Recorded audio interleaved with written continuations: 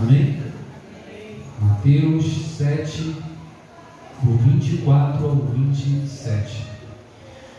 Todo aquele, pois, que ouve estas minhas palavras e as pratica, será comparado a um homem prudente, que edificou a sua casa sobre a rocha. E caiu a chuva, transbordaram os rios, sopraram os ventos e deram com ímpeto contra aquela casa, que não caiu, porque foi edificada sobre a rocha. E todo aquele que ouve estas minhas palavras e não as pratica, será comparado a um homem insensato, que edificou a sua casa sobre a areia. E caiu a chuva, transbordaram os rios, sopraram os ventos e deram com ímpeto contra aquela casa, e ela desabou, sendo grande a sua ruína. Podemos sentar em nome de Jesus. Os adjetivos sábio e insensato descrevem o estado espiritual de alguma pessoa, o estado moral de alguma pessoa, não o seu intelecto em si. O que diferencia uma pessoa ser sábia ou insensata, segundo Mateus capítulo 7 e do versículo 24, é a sua resposta aos ensinamentos de Jesus. O que vai diferenciar um homem sábio de um homem insensato é justamente aquele que conseguiu não só ouvir as palavras de Cristo, mas as colocá-las em prática. Porque a maior dificuldade de algumas pessoas não está no ouvir, mas está em praticar aquilo que se ouve. É quando o pai fala com uma criança repetidas vezes: não faz isso, entendeu? E a criança vira: entendi, papai, aprendi, papai. E passa-se alguns dias, e às vezes algumas horas, e às vezes até alguns minutos, e a criança, ela vai lá e faz a mesma coisa, porque ela ouviu, mas não conseguiu praticar. Antes desse versículo, nós temos alguns ensinamentos a respeito do que precede essa palavra que eu acabei de ler. E o capítulo 7 vai começar dizendo assim: não julgues para que não seja julgado. E hoje é muito fácil a gente julgar alguém. É muito fácil olhar para alguém e falar assim: essa pessoa está fazendo isso tudo errado. Mas às vezes falta empatia em nós de olhar para o outro e se colocar no lugar dele e tentar imaginar um pouquinho por que essa pessoa está agindo dessa forma. Por que fulano, por que ciclano está fazendo isso? Por que por detrás de alguma atitude, de alguma ação, existe alguma coisa positiva? Talvez não para mim, talvez não para você, mas para a pessoa que esteja fazendo aquela atitude naquele momento. Então é mais fácil eu chegar e julgar alguém do que eu tentar entender, compreender aquela pessoa. Outro ponto vai falar de pedir e dar-se-vos-á, buscar e achareis, bater e abrir-se-vos-á. Vai falar 3 vezes sobre o aspecto de persistência: pedir, buscai e batei. Isso é o aspecto de uma pessoa que não desiste com facilidade. Isso é um aspecto de uma pessoa persistente, de uma pessoa que insiste, uma pessoa que persiste. Quantas pessoas na caminhada vão parar por causa da falta de persistência? Quantas pessoas na caminhada vão parar porque ficaram cansados e desistiram no meio do caminho? Falta de persistência. As pessoas hoje, elas não querem mais buscar as coisas que encontram muita dificuldade. A gente ouve muito falar de um evangelho fácil, um evangelho que venha do jeito que está e do jeito que você está, continue assim, um evangelho sem mudança, sem restauração. Quantas pessoas enfrentando problema no casamento porque tem dificuldade de mudar e não querem mudança, acham que do jeito que está bem, porque mudar gera conflito, gera problema, gera incômodo. Mudar gera isso. Ontem nós estávamos ministrando para casais e no final da palestra a gente ficou mais de 1 hora falando e umas meia hora eu fiquei no gogó porque aquela chuva acabou a luz. Imagina você falando para um monte de casal no escuro, à luz de velas, literalmente um encontro de casais à luz de velas. E no final acabou que a gente começou a conversar com o casal, foi aconselhando, e é justamente isso que eu estou falando, mudança. Porque um vai olhando para o outro, vai falando assim: você precisa mudar, você está errado. E o outro, por sua vez, vai dizendo: você precisa mudar, você está errado. Só que ninguém quer mudar, porque é fácil eu olhar para o outro e exigir mudança de alguém do que eu mesmo mudar. Então as pessoas estão querendo hoje facilidade. Outro ponto que a gente vai ver é de entrarem pela porta estreita. Falando de dificuldade, a porta estreita fala de dificuldade, porque largo é o caminho que conduz para a perdição, estreito é o caminho que conduz a gente à vida eterna. Aleluia, meu Deus. Outro ponto vai falar de acautelai-vos dos falsos profetas, ou seja, Jesus trazendo o cuidado. Olha, tome cuidado porque tem falsos profetas por aí. Hoje na escola dominical o pastor estava falando sobre isso, de algumas pessoas que se levantam na mídia e se a gente não tomar cuidado, a gente vai seguindo essas pessoas sem saber o contexto da situação, da onde essa pessoa veio, de qual igreja. A pessoa surge do nada e começa a falar que a igreja somos nós, que você não precisa ir à igreja, você precisa estar bem com Deus, mas não precisa de estar no meio do povo de Deus. Só que igreja é comunhão, igreja é contato. Deus não me fez, não te fez para viver ali no canto isolado, mas é para estar aqui nesse momento de comunhão juntos. Não tem como o ser humano viver sozinho. O que causa hoje um dos problemas da depressão é justamente o isolamento. O isolamento, ele vai causando depressão, tristeza, amargura, e aos poucos a pessoa não quer viver mais, não tem, vai perdendo a alegria, a vida vai perdendo a cor, vai perdendo a tonalidade, vai perdendo a força, porque o isolamento está. Nós precisamos de contato com o outro, nós precisamos de ter pessoas para desabafar, pessoas para conversar, mas sempre com cuidado com quem nós temos ouvido, com quem as pessoas que nós temos andado.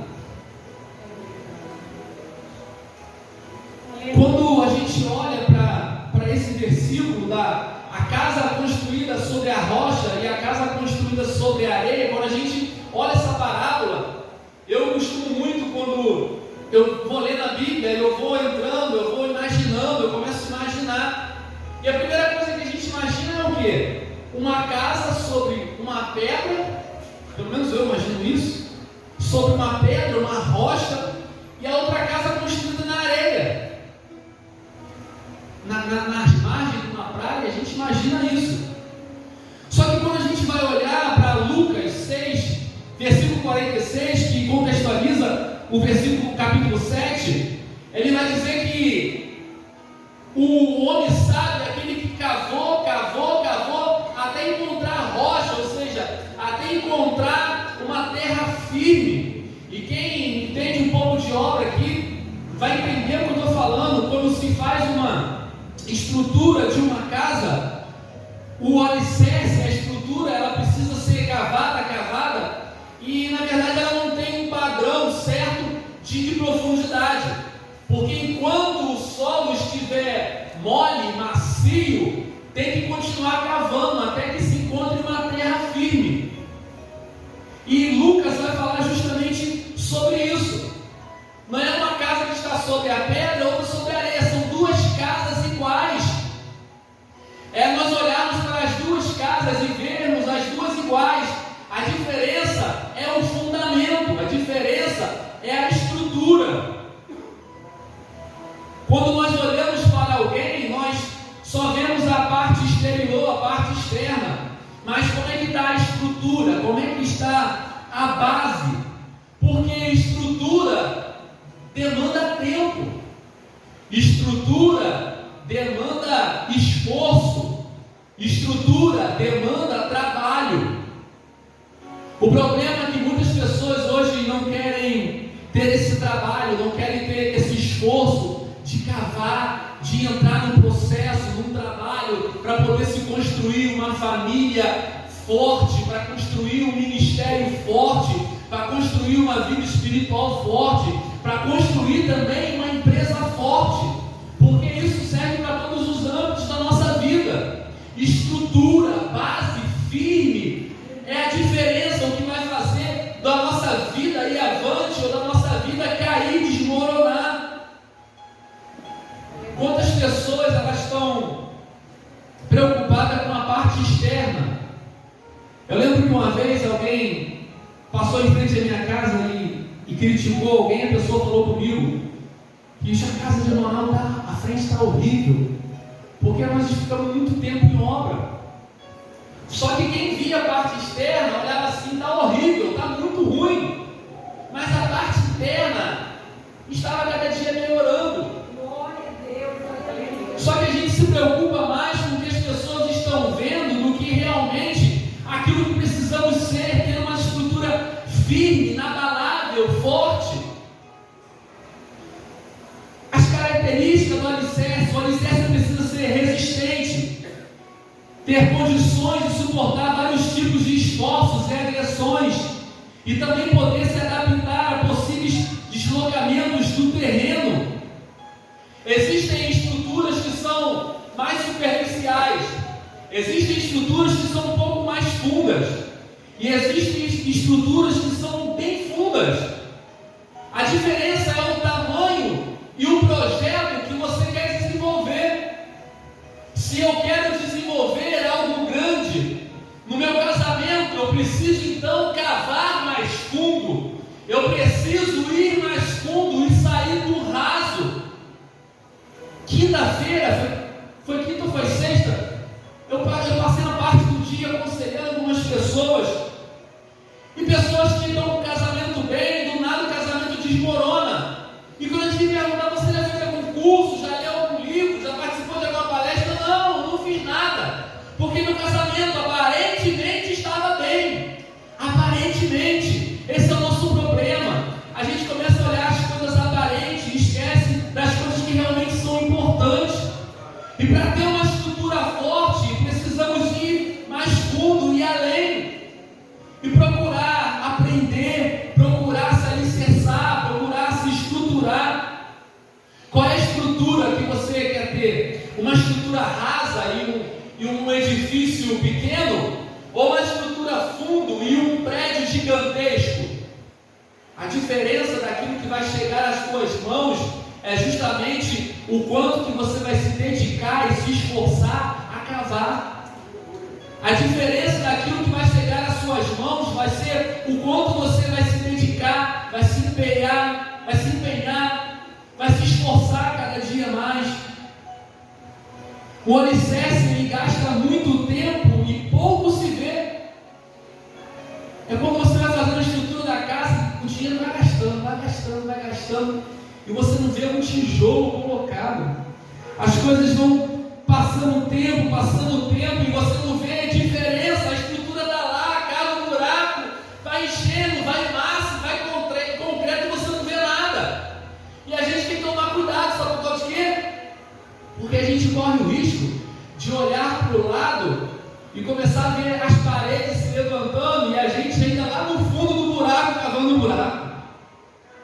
E a gente sai do buraco e olha, e o nosso vizinho está lá com as paredes começando a levantar. porque ele não teve o mesmo trabalho de fazer a estrutura funda. E se a gente olha para o lado, a gente desanima. Se a gente olha para o lado, a gente vai desistindo, vai fracassando. É por isso que a gente não pode olhar para o lado em meia situação. A gente vai olhar para Pedro e vai ver que Pedro afunda, justamente porque tira o foco, tira os olhos de Jesus e começa a olhar para o lado.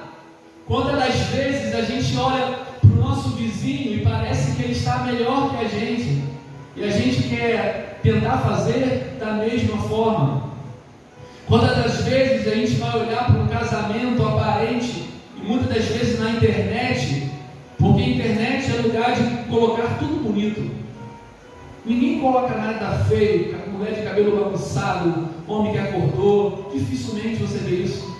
Então você corre um sério risco de olhar e achar que está muito bonito. Gente, o meu não está tão bem assim. Eu estou cavando aqui, eu estou cavando, e o meu vizinho está lá já construindo, eu estou cavando. Só que não desista de cavar, porque aquilo que você tem feito hoje ninguém está vendo, mas amanhã, quando a estrutura estiver forte e os ventos vierem e soprarem, e vão ver que a sua casa estará firme. Mas é a sua persistência que vai fazer a diferença na tua bênção. As duas casas passaram pela mesma tempestade. As duas casas passaram pelo mesmo processo. Cai a chuva, transbordam os rios e sopram os ventos. Isso vai falar de níveis de dificuldades. Porque as coisas não acontecem na nossa vida de uma hora para outra. Você pode até achar que o casamento de alguém acabou de um dia para o outro. Você pode até achar que alguém caiu no mundo espiritual de um dia para o outro, mas não é verdade, porque as coisas vão acontecendo aos pouquinhos. Cai a chuva, vem a chuva, ela cai, ela começa a molhar, daqui a pouco os rios transbordam, daqui a pouco os ventos sopram, e se a gente não tomar cuidado, as coisas vão minando a nossa vida aos pouquinhos, e quando a gente menos perceber, a gente cai, a gente esmorece, a gente enfraquece, a gente fica no meio do caminho, porque a gente não se atenta às pequenas coisas. Ontem nós estávamos falando sobre você estar regando um casamento todo dia. Provérbios 26:20 vai falar assim: se não tem lenha, o fogo se apaga. Então a gente precisa estar todo dia colocando lenha no nosso casamento, colocando lenha na nossa vida espiritual, colocando lenha no nosso ministério, colocando lenha na nossa comunhão com Deus, para que o fogo não se apague. Já viu o processo do tijolo? Como é que é o processo?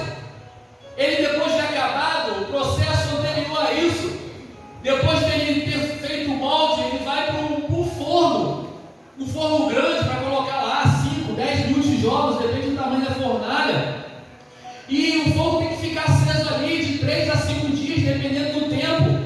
E tem que estar o tempo todo alimentando o fogo para ele não apagar. Porque se o fogo apaga, o processo não finaliza. E o propósito para que o tijolo era feito, ele acaba ali e ele para. Então precisamos a cada dia estar regando a nossa vida espiritual, o nosso casamento, a nossa vida. Não podemos desanimar, não podemos desistir, não podemos cansar. Porque o buraco que nós estamos cavando, ele tem uma data de validade. A gente não pode pensar que a gente vai ficar o tempo todo cavando buraco. A gente não pode achar que a gente vai ficar a vida toda naquela prova, naquela luta. A questão é a nossa persistência. A questão é da gente não desistir. E olha que às vezes os problemas vêm para nos desanimar. Às vezes os ventos vêm para nos fazer parar.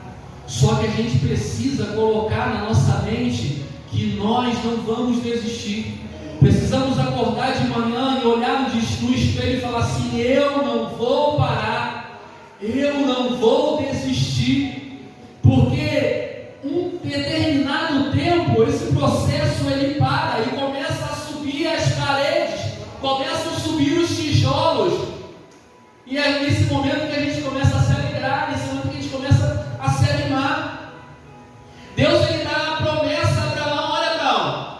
você vai ser pai de uma grande nação. E o tempo vai passando. E a gente vai olhando os capítulos e nada acontece na vida de Abraão. E às vezes o tempo, ele faz com que a gente desanima. O tempo às vezes nos cansa, nos fadiga. E se a gente não souber esperar esse processo do tempo, a gente começa a criar um segundo plano para o qual Deus não criou para a nossa vida. Quando a gente não tem paciência de esperar aquilo que Deus determinou para a nossa vida, a gente começa a ter alguns problemas por causa disso. E Abraão então olha agora para a serva e tenta dar um jeitinho naquilo que Deus já tinha dito, que era a promessa. Mas porque a promessa começa a demorar, ele vai dando um jeitinho, e Abraão começa a ter problemas, sérios problemas dentro da casa, dentro da família. Quantas pessoas vivendo problemas no casamento porque cansaram no meio do caminho e começaram a dar um jeitinho, criar um plano B. Nós precisamos estar atentos, porque no tempo determinado, se nós não desanimarmos, estivermos firmes, a bênção irá chegar para a nossa vida. Vamos olhar para José. Quanto tempo José esperou até o sonho se concretizar? Mas porque José persistiu, não desanimou, se manteve firme, se manteve de pé. Não podemos deixar as lutas, os problemas desanimar a nossa caminhada, desanimar a nossa vida. Quantas pessoas têm deixado de vir à igreja por causa dos problemas, por causa da dificuldade? Quantas pessoas entregam o controle da sua vida aos problemas, às situações difíceis? Nós precisamos dizer para nós mesmos que o controle é nosso. E se o controle é nosso, Deus vai na frente, guiando, dando a direção. Mas Deus fica querendo nos abençoar e a gente fica parado, olhando para as circunstâncias, olhando para quem está fazendo alguma coisa, olhando para quem está fazendo algo. Precisamos parar de querer viver de aparência, porque senão a gente corre o risco de querer o tempo todo o like das pessoas. A gente corre o risco o tempo todo de querer que as pessoas olhem para a gente e falem assim: olha, que bacana a vida dele, que bacana a vida dela. Mas na verdade essa pessoa está passando um momento difícil, porque a gente fica querendo viver de aparência. E cavar o alicerce, estar no buraco, é justamente isso, é não viver de aparência. Porque enquanto as paredes estão subindo, as pessoas olham para você e veem alguma coisa. Enquanto as paredes estão subindo, enquanto o bolso, a pintura está descendo, as pessoas estão olhando: olha, está acontecendo alguma coisa, aquele irmão está sendo abençoado. Mas enquanto a coisa está lá embaixo, na estrutura, ninguém te vê. Mas é nesse momento que a sua persistência vai fazer a diferença da onde você vai chegar, na sua vida, no seu casamento, no seu lar, na sua vida financeira, na sua vida espiritual. É a persistência que irá fazer a diferença.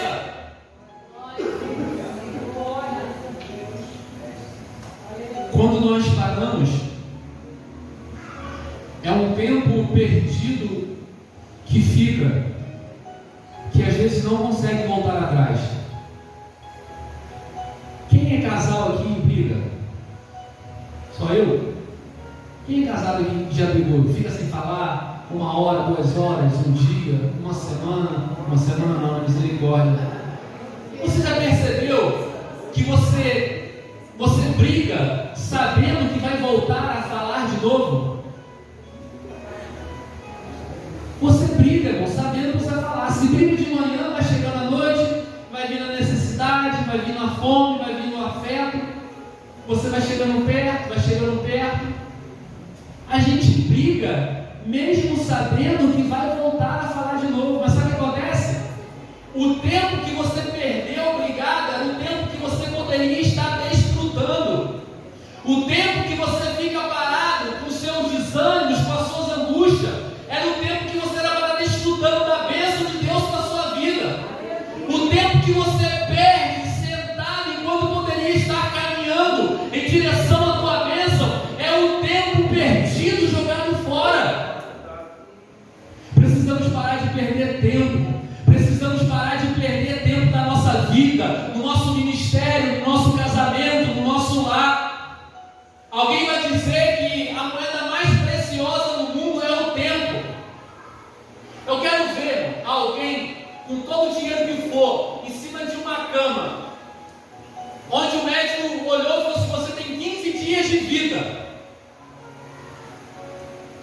ver, ele pode ter o dinheiro que for, que ele não consegue comprar mais tempo da vida dele.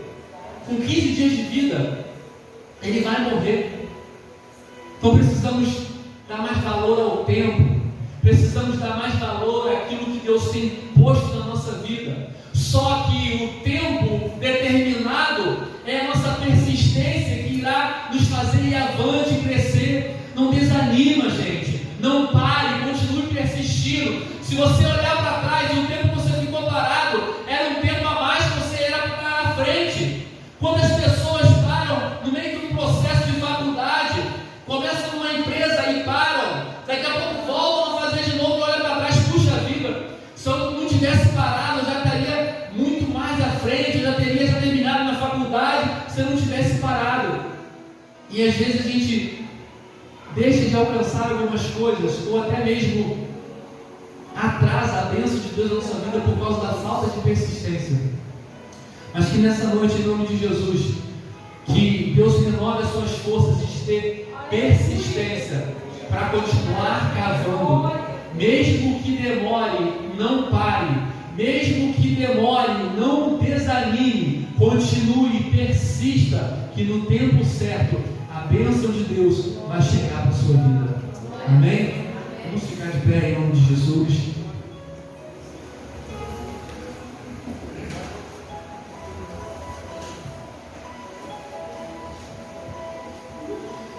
Pode até parecer que não está acontecendo nada na sua vida.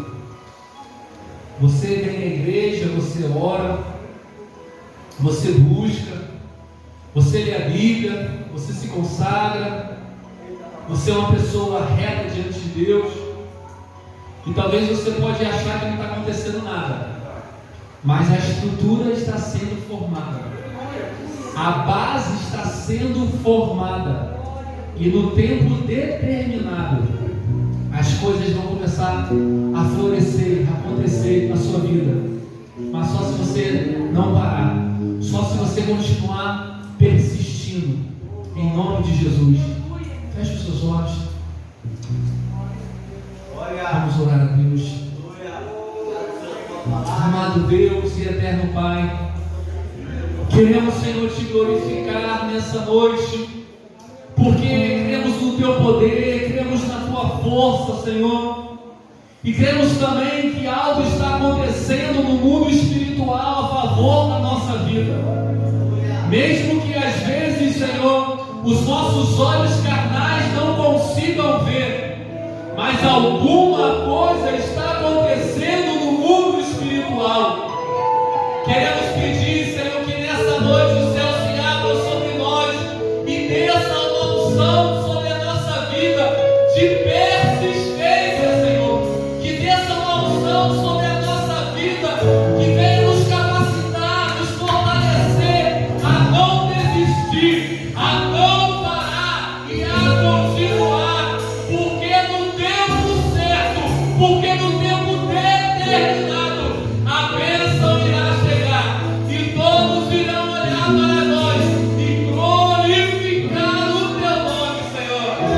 Oh, Deus, queremos te render graça, Senhor, porque quantas das vezes pensamos em parar, quantas das vezes pensamos em desistir, mas o Senhor nos fortaleceu, nos colocou de pé, para que pudéssemos continuar caminhando, para que pudéssemos continuar na batalha, guerreando, Senhor, até alcançar a vitória e aquilo que o Senhor tem para a nossa vida. Abençoa, Senhor, a Tua igreja, nos capacita, nos levanta, nos fortalece e revigora as nossas forças cada vez mais. É o que te pedimos, te agradecemos, em nome de Jesus. Não abandone, Pai.